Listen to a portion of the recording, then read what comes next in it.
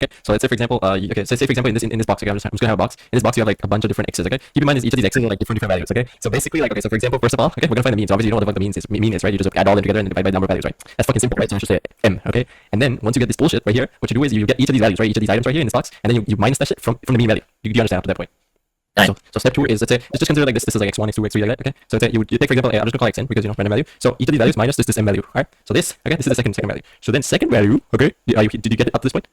Yeah. Okay, wait, not live right? No, not last week. The second value. You can't be saying the N-word, right? Okay. So the second value, okay, this one right here. Okay, you're gonna do to the power 2. Okay, to the power to the power 2. Right. So this second to the power 2. Okay, you're gonna divide it by the number of elements in here. Okay. So let's say for example n. Okay. So once you divide this, guess what you're gonna get? The variance, right? So the variance is like how spread out the what was it spread out? Yeah, how spread out the fucking values are, or something like that. I forgot the definition here. Right. So basically, when you do the square root of this shit, you got this thing called standard deviation, right? I like to call it an STD. Wait, what? That was not funny. That was not funny, my bad. But yeah, so once you get the standard, once you get the STD, right? When you square, like when you find the root of the variance, you get an STD. So once you get an STD, you can pretty much see like the what was it again? Oh yeah, so you can do this thing where you divide the STD by the mean value, right? Which is this bullshit right here. And once you divide it by this shit, you get what? The correlation coefficient. Okay, you get the correlation coefficient.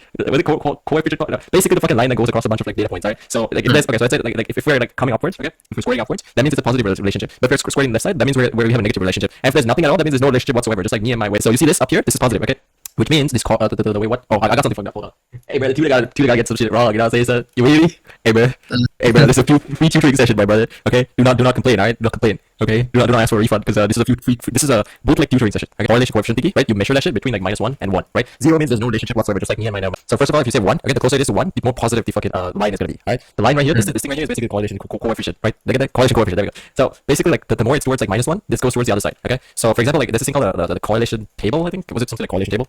I don't quite remember, but it's called like oh yeah, right. So this table right here, right? So you can see this ones and 0.17s and all these different values. That's what you remember. Like just see how they're between like -1 and 0 and 1, like all these values. So each of these values basically show the relationship between the two. Okay, so if it's like 1, that means it's like a positive relationship. If it's -70, it's like more towards more towards negative type of thing. You know what I mean? So each of them are like probability establishment. You understand?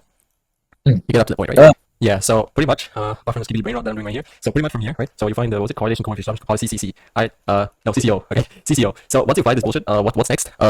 Hey man, I'm still learning, man. Don't judge me, man. Okay, so you see this wiener right here? So if it's erected, then it's like, yeah, you see this right here? It's called a distribution curve, right? No, it's called a bell curve or some shit. So I forgot. So if it's more towards like the left, yeah, so if it's not edging as hard, like that means it's a negative cortosis or some shit. But if it's edging hard, you see this huge direction right here, that means it's a positive cortosis or some shit. Okay, so this cortosis, the direction gets harder and harder, the more samples you give it. Okay, so there's this thing called I think like squared error or some shit, margin of error, right? So margin of error reduces as like the more like sample sizes that you give. Okay, so that means you feed it more and more shit, and the error like reduces accordingly. Okay, and I also yeah, so like you basically feed it shit, and then like the error just goes lower and lower and lower. You know what I mean? So like okay, so you see this erection form.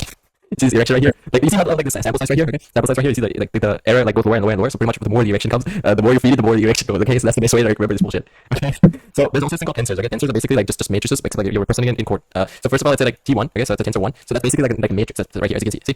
You see this, right? So basically, like over here, what we're doing is like saying tensor A dot add. What we're doing here is we're basically just adding the matrix values. Okay, so for example, 1 plus 1, 2 plus minus 1, that's like that 1, and then 3 plus 2, 5, and then 4 plus minus 2 is. But this is so confusing. 5 plus 3, like you get the point, right? So you see right here. Okay, so you basically basically in like matrices in code is basically tensors. Okay, so apart from that, what else do we have? Yeah, so these are like the usual matrices, right? Obviously, you get what the fuck this is right here. So you see intercept, right? So this is where like so you see this is the slope, obviously, right? So you know the linear function, right? We call it like I think mx plus c in normal scenarios, but like in this case, you call it ax plus b. Don't ask me why. Okay, so I'm pretty sure this is like the slope. Wait, which one was the intercept? This is the input value, right? So x is obviously like the input value from the user, so it's just called user input. And a, I'm pretty sure like so basically just a multiplication here, right? So a was wait, let me search up the linear equation. Mean mode. Yeah, I do. Yeah, exactly. So pretty much over here, like what we do here is we get the file. Okay, we import the file, and then we drop the values. Okay, sometimes people do this thing where they like replace it with like some other type of data. For example, like if there's like empty shit on like a certain like column, right? What we do instead is we just replace it with like a median value or was it median value or mode value? I can't remember, but basically we like replace it with something that's viable in that range type of shit. So for example, right here, like you also convert like everything to one specific like type, so it's easier to like process the shit. Yeah, so you see over here, x is the input. Okay, a is the slope. Okay, so a is the slope, and b is the intercept. I fucking forgot all this bullshit, but right here you see like how it's crossing through the y-axis, right? So that's the intercept right here. See, but then like okay, so if it's crossing across the x-axis, that's the x-intercept. You get what I mean? You get it, right? So it's very simple from there to see y-intercept of the line. So this is the slope of the line, okay? Slope of the line, so that's like where it's headed towards. And then the y-intercept is obviously like y equals mx plus b. So y-intercept is like where it crosses y. So right here, you see this graph right here, okay? So this basically like shows the correlation, right? So obviously we've rounded it to 2 decimal points because we don't really need everything. So like over here, so this equation, this method right here, okay? What it does is it gives you the slope and intercept, okay? So like wait, so NP polyfit, okay? So NP polyfit simplifies the process. What's the output of NP polyfit? 1 for linear, 2 for quadratic. What? All right. Okay. What was quadratic again? Polynomial equation of a second degree, which implies that it compromises the minimum of what the fuck? Okay, right here, as you can see. Okay, this is they're using linear for this function, right? So we get 2 and 0. Interesting. So I'm assuming first value is slope, okay, and second value is the intercept because it's y equals ax plus b. So this b intercept technically in this case is the y-axis intercept. You get what I mean? Do you understand that? So let's say, for example, like, again, y-axis, okay, so it's this is the x-axis, y-axis, okay, fuck, y-axis, right? So y-axis, when this shit crosses right here, okay, this is the intercept, okay, so I'm just gonna call it b, okay? So because this equation is like y equals a plus b, okay, this b is in response to this y. Do you understand? You understand, right? Okay, so this b is, yeah, so this b is in relationship to this y, okay? Because this is the equation, okay? We're looking for linear bullshit. Right? So this, okay, this is the slope, okay? A is the slope, and x is the user input. So it's like this, right? So for example, you have inputs, right? Inputs, okay, times weight, okay? So we have individual inputs and individual weights, and each of these makes one of these perceptrons, okay? So once you find, what's it called, perceptron, right? Yeah, perceptron. So once you find any perceptron, what happens is like each of this, okay? So you combine all these perceptron values, and then you find this thing called summation of inputs, like basically sum, okay? So once you find the sum, okay, you can compare this with an activate function, okay? If it meets a certain threshold, it's true. If it doesn't meet a certain threshold, it's false. You get that point, right? I just call it act. Okay, so you act only if it's true or false. Okay, so whether it's true or false. That's what we're trying to predict here. Okay, makes sense, right? Okay. So what happens next is like it takes this in. Okay, and then if it's false, then it keeps readjusting. Like it goes back and then it readjusts itself. Does that make sense? So I'm pretty sure. So that's what I've understood so far. Again, my brain is not all that either. Like I'm still learning this shit. In fact, I'm like very new to this. But we also do this thing like when this is test. Like I told you, like okay, think of it like a robot. Okay, think of it like so this is you, right? This is you. No, what is that? What the hell? This is you, right? You got a big when you walk, as the velocity increases, the dictionary also increases, right? This is the bot, right? What is that? Oh my god, so this is the bot. Things. So this is bot, right? This is brain, right? This is the computer. No, you gotta have a computer here, right? So this is a bot, okay? Okay? It needs to train, right? So it needs some data, right? So let's say it is data, right? Your duty, okay, is to give this data to this stupid ass bot, okay? This bot, okay? You need to give it two types of data, okay? This is training and testing, okay? So testing obviously is lower than training, okay? So training means how many times you can spank this motherfucker until he gives you the right input, right? Like, so you're gonna basically like keep spanking it until he gives the right input, okay? That's the basics. Okay, so basically it's like testing, it finds out the errors like when you're first getting this thing to run, right? Like in Python, we do this thing called plotting. At first, like we plot the actual, like we do a scatter, and we basically scatter it on a graph, and then we do this next where you like plot the the correlation coefficient. Was it correlation coefficient? Wait, I gotta get something right. So we plot the correlation coefficient through a graph, question mark? And that's the line that goes across a scatter graph, question mark. Man, I'm getting some stuff wrong here. Is equal point. Oh, right. So you first find the line, right? You find a linear line across this data, okay? And then from there you find the what's it called? The correlation coefficient. To find if the relationship is like positive or negative. I think that's what it is. Okay, let's break it down to clarify. Okay, so pretty much you get the linear equation first, and then you find correlation coefficient, see if it's like positive or negative, right? So you see over here, strong relationship, no relationship, weak relationship, exactly. So what else do we have here? So we have the data, we find the linear regression, the linear outcome. Okay, so I'm just going to call it linear outcome. And the correlation coefficient. Okay, so I'm a little confused. Okay, so pretty much you find the relation, how strong the bond between x and y is. That's what it is. Okay, so you're pretty much binding it to a key right here. Okay, so you see result. So the result is basically this one, right? The result of 1 means like you're binding to this key. You're calling from this key's value, right? So like from here you're finding the output, right? So using this brain neural network thingy, you're pretty much training it with a bunch of different input data, and you're seeing how the output is going to match to 0 or 1. Okay, so 0 pretty much shows you like if it's negative, right? If it's false, and then if it's the 1, that means it shows you like if it's true. Is it? Let me get that idea correct. So let's say 0. So if it's more towards 1, that means it's more towards true. Yes. Yep. Okay. So what else we have? So 193% close to 1. Okay. 0.6% close to 0. So if I run this, right? So it's a JavaScript code, so I can't run it. That's the problem. Once you call this result right here, you're calling from these keys right here. Okay. So 0 means you're calling from this key right here. So you find the probability of 0 and 1. Okay. So 93% right here, that means it's close to 1, and 6% right here, that means it's close to 0. Okay. So that means it's obviously close to 1. Does that make sense? Does that make sense? Okay. So yeah, at the end of the day, we're getting all of them together, and then what we're finding here is the probability of 0 compared to 1. It's the same thing here. So when we have over here we have like a bunch of different colors, right? So we see 255, so this is white RGB, light gray RGB, and then compared to RGB, so that's 255, and 65 is like the color code for other 255, right? So these different color codes, what we do here, back to 0, obviously. So what we do here is we're going to like find from these key values, key value pairs, that whether it's 1 or 2, 0. Okay, 1 means obviously it's true, 0 means obviously it's false. Right? So like over here, what we give here is dark blue. Okay, 1 is the expected output. So how like compared to this right here? Okay, so I'm pretty sure what we train here is using some different colors, right? So what's the output of dark blue when you run this when compared to this input data? Okay, so what it's going to show here is the probability of dark and light. Okay, so over here you see there's one dark, and then one light. So at the end, what you're going to get is the probability of it being towards dark compared to being towards white light. Does that make sense? So I see 95% dark and 4% white light. Does that make sense? So this epoch thing is like how many times it's going to keep sort of repeating itself to sort of get the right kind of output. So I'm pretty sure you need to adjust the epochs depending on the accuracy of data. So for example, remember the sample size. So epochs is similar to giving more samples to reduce the margin of error? Question mark. I think it's something like that. Okay. So epochs are like how many times it's going to keep doing it over and over again, right? Number of times. Exactly. So training data set, okay, during the learning process. So the goal of training over multiple epochs is to allow the neural network to adjust its parameters like weights and learn better by minimizing the error over time. Exactly. So it's like the margin of error reduces the number of times it keeps doing it like with the higher sample size, and then the epochs are similar. It goes over and over again, and it learns more and more, right? And reduces the error. So the loss it reduces the higher the epochs go. So if the loss is already like low, then you don't need to quite increase the epochs. Does that make sense? Makes sense, right? Okay. So this is a linear regression model, and apart from that, what else do we have? Yeah, so these are the like optimizers, right? So each of these are like different algorithms, but you don't quite need to know what these do. I mean, like exactly what these do. You can just use them, like, you know. Man, I'm not trying to read all this. So in this case, we're using SGD. So let me get a screenshot of this. Let me get a screenshot of this. Man, don't say anything racist in it. I swear to God, if you say something racist. But like my end goal, right? Like at the end of the day, the reason why I'm doing this is because I want to train, like I want to do some like trading, like automated trading type shit. So I'm trying to like train it into like a real world thing. That would be such a cool thing to like build though. So over here you see like the surface. So surface is this, and then the data. Data is this right here, right? So again, in this case, I don't quite understand what's going on here. So we have the x and the y-axis, obviously, and we're plotting it. That's pretty much it. So this y-ser thingy is pretty much used to like plot. That's what it is. It's like a graphing tool. So you see over here, like we're shuffling the data because we don't want it to sort of memorize and then like spit out like a parrot, right? We want it to sort of make sure like it's adjusted to different scenarios. So we're gonna shuffle the data and we're gonna give it in like a shuffle manner. So that way it trains itself to adjust for different conditions rather than just like spit out like a parrot. You know what I mean? So yeah, so you see object X, so X and Y axis, we pretty much extract the data using this, right? And once we do this data normalization, I don't really understand this. Input minimum divided by input maximum subtract. So this is something that I don't quite understand. Okay, so it's like a okay. So general formula for min max normalization. Okay, so you add these layers to the model, and from there you compile it. Okay, and once you compile it using the one model for the error and one model for the optimizer. So that's coming from this right here, right? Apart from that, we have training. So training the model is the next step. So we have debug, like I said. Callbacks is like callbacks. I'm not sure. What was that? What was that? So callbacks. No. That weird video you sent like months ago on videos like you can go. You are up against it. I can literally imagine right now. Oh yeah. What are you doing? What are you doing? No! No! Stop! It's leaking blood! Oh no. Why are you violating the nerd like that? Nah! No! Alright, anyways, this is you, alright, with your big dick. This is me, with my nerdy ass glasses, right? You see me? It's my drippy ass shoe, bro. What the fuck? I got my drippy ass shoe. You see, you got a big dick, but I got the fucking drippy ass shoe, Phoebe. So, me and my drippy ass shoe. So basically, I'll tell you something, right? I'm like, hey, bro, remember this shit. Okay, I'm just gonna call it X, right? But except you don't remember that shit. So now I need to tell you again and again and again and again and again until you understand that shit. So that's basically what epoch is, okay? Telling the motherfucker to do it over and over again until the motherfucker reduces the number of times the motherfucker forgets. Understand? So an epoch is basically the number of times I gotta tell your bitch ass to not fuck up the definition. Does that make sense? How many times do I gotta bash you in order for you to understand what I'm saying? So when the model is trained, it is important to test and evaluate it. Interesting. We do this by inspecting what the model predicts for a range of different inputs. But before we can do that, we have to normalize data. Interesting. Unnormalize means that we gotta get it back from zeros and ones back to normal values. Isn't it? What was that? Got distracted. Numero cuatro. So that's how you find the slope, and then from the slope you gotta also find the how to find where the values intertwine. Okay, the point where the values intertwine is basically the intercept and the y-intercept. Okay, where the points intertwine on the y-axis. So that's the y-intercept. And once you find that, x is basically the user input. So it changes depending on what the user is asking for. Okay, so you can simply do this using this library called NP function. So if it's 1, that means it's for linear equations. If it's 2, it's for quadratic equations. Make sense?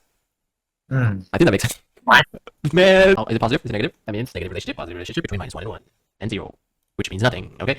Correlation versus casualty. Now this is where we align science with fiction, right? And that's what we do as traders as well. You know what I mean? We look at a certain amount of something that happens over X amount of time in an X amount of examples, and then we say, oh, it's gonna happen. But the truth is that we have no idea if it's gonna happen next time, or the next time, or the next time, or the next time. You know what I mean? So it's just that we have data to sort of tell that it's gonna happen next time. But is it gonna happen certainly? No. Casualty is how, whether it happens or not. Okay, whether it really happens or not. So like again, that's what we see over here, right? So once we see this, right, we can understand the correlation between science and fiction. I mean, science between data and the reality.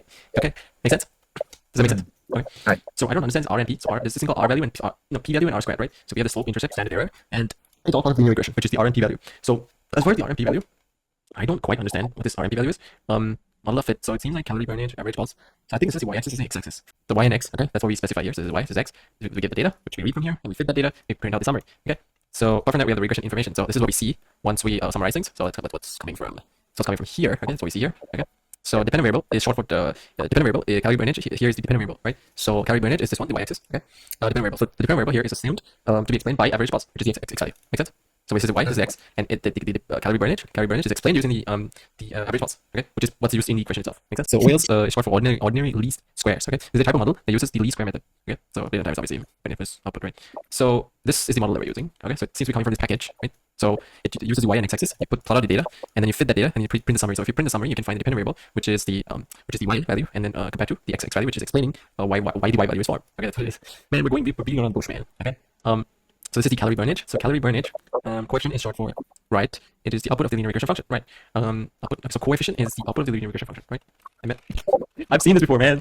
Okay, so coefficient is the output of the linear regression function. Okay, so calorie burnage 0. Okay, so this is y. A x plus b, right? So calorie burnage is basically what we see here. Okay, so coefficient. So coefficient is the output of the linear regression function. So intercept and average pulse. So average pulse. Okay, average pulse times. So what was it? Average pulse. Why is it average pulse is here? You see here? Okay, so this is intercept. Okay, intercept. Okay, so this is obviously this part, right? So that's what we see here. And then average pulse. I don't know why average pulse is like the same value as the slope.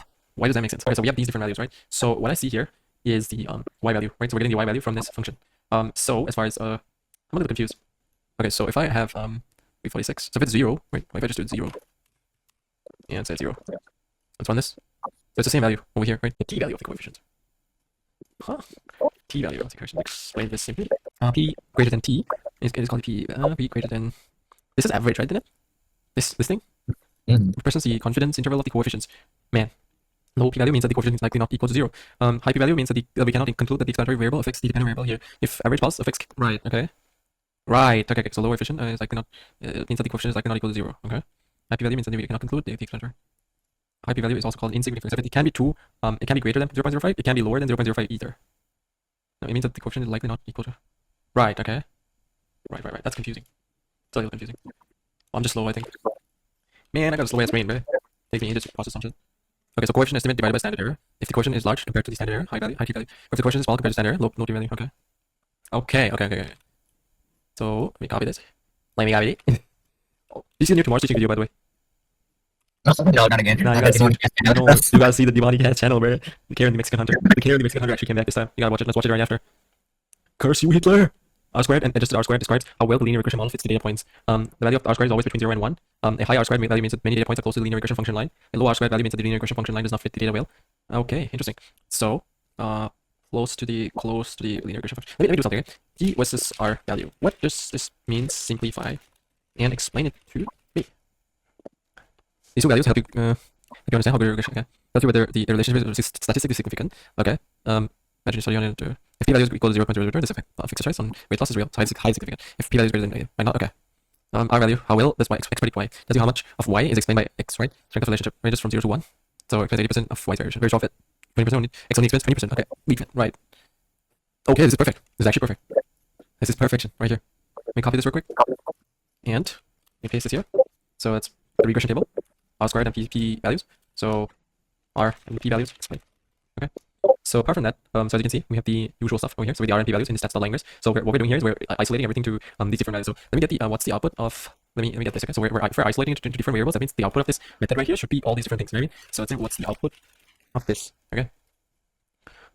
So we get so the output exactly. So these are the outputs from this, right? So that's why we're binding it onto that. So what we do here is we get slope, intercept, R, P, and standard error. Okay. So we get them into individual variables, and then we have this linear function right here. So X and Y model. So we scatter the usual data, and then we have this Y model. So this is mapping through this linear function, right? So okay, that's interesting. Coefficient of 326 means the average pulse has a very small effect on calorie burnage, right? So, right, IP value of which means that we cannot conclude a relationship between average pulse and calorie burnage. R squared value of 0, which means that the linear regression function line does not fit the data well. Interesting. Okay. All you, pal. All you. Soldier boy, you. The cop comes up to him, right? And then he's like, did you see a criminal around here? You. This is the y-axis, x-axis. Okay. So everything's summed up using smf.ols. And so calorie burnage. So regression function can be written mathematically. Two decimal points. Average pulse is 110. The duration of the current session is 60 minutes. Right. Average pulse and the duration. So you find the average pulse and you also find the duration. So you pretty much find interesting. My tiny brain cannot process all this. So we have the y-axis, we have the x-axis, which is getting the average pulse plus the duration. So we're predicting the calorie burnage depending on the pulse and the duration combined, right? So shouldn't it be multiplied? Let me try. Shouldn't this be shouldn't average pulse be multiplied by duration? Question mark. You're specifying calorie burnage is predicted by two independent variables, average pulse and duration. Should average pulse be multiplied? It depends on the relationship between these variables. Can calorie burnage. When you multiply average pulse by duration, if you believe that the effect of average pulse on calorie burnage changes depending on the duration, then yes.